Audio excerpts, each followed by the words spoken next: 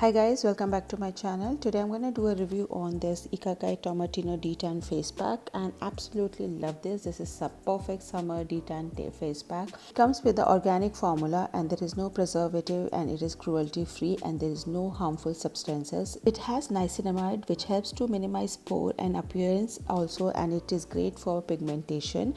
And if you're someone who don't like a gel, thick face pack, you can go with this gel based tomato face pack which hydrates and it gives a matte texture with a super feathery application. It calms down and cools the skin.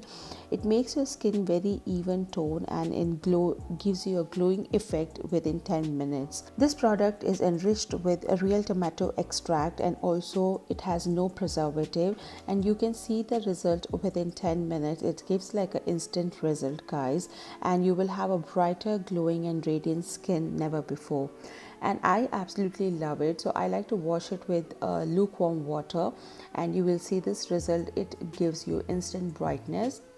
I hope you enjoyed this video and do let me know if you want to see any more product review, and I will leave all the links in the description box. Till then you guys take care. Bye guys.